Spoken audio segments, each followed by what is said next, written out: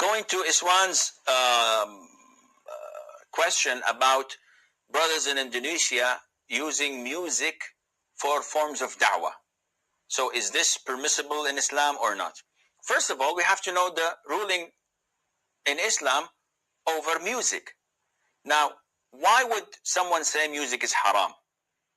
Everybody likes music. Everybody enjoys music. Everybody enjoys singing and dancing and being cheerful. So why would someone say it's haram? It's very simple. To know the ruling over something, we have to go back to the Quran and Muslim. We are Muslims. We have to go back to the Quran and to the Sunnah. Do we get our religion from out of the Quran and Sunnah? No. Do we have any wali or any someone Mahdi or this or that who would answer to us other than what the Quran and Sunnah? Definitely not. But before continuing this, answering Iswan's question, and we will conclude this inshallah. I think we lost Yahya. Going back to Iswan's question, as a Muslim Iswan that talk about music and singing in general, we will not go into that because people say it can mean this and it can mean that. But if you go to the Sunnah, the most authentic book for Muslims, any Muslim Sunni, you would ask him, he would say Sahih al-Bukhari. This is the most authentic book on earth after the Quran. And in Sahih al-Bukhari, the Prophet ﷺ tells us that there will be people of my ummah making haram things halal. And they would make adultery, fornication. They would make silk. They would make consuming intoxicants, khamr.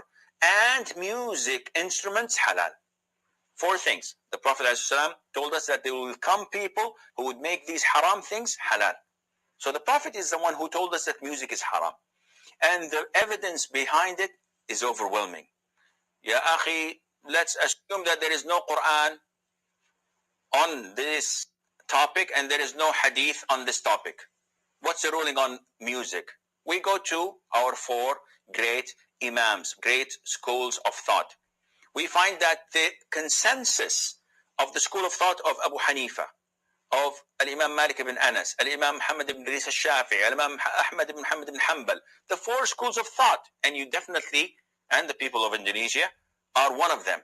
You have to follow one of them. They all say that music is haram. The consensus of scholars. So, do I follow the Quran? Do I follow the Sunnah? Do I follow the 4 schools of thought?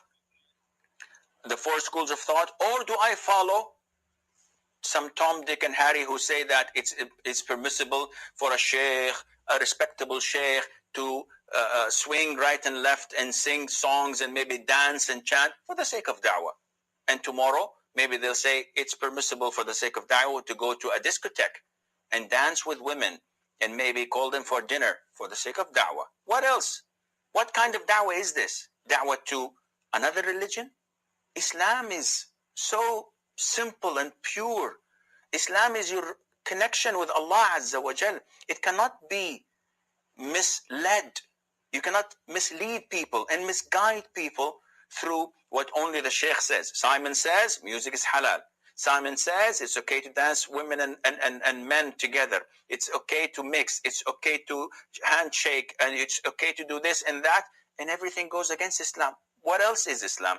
That is why we have to be careful of those who claim to be scholars or to be students of knowledge, who divert people from following the Quran and Sunnah and ask people to only follow themselves. This is not Islam. All individuals evaporate in front of the Quran and Sunnah. They all dissolve in the Sharia. We only glorify the Quran and the Sunnah. And believe me by Allah, if music was halal, I would be the first to listen to it, and I would be the first to play it even. But it's haram. And there is no doubt, none whatsoever, on this topic and on this issue.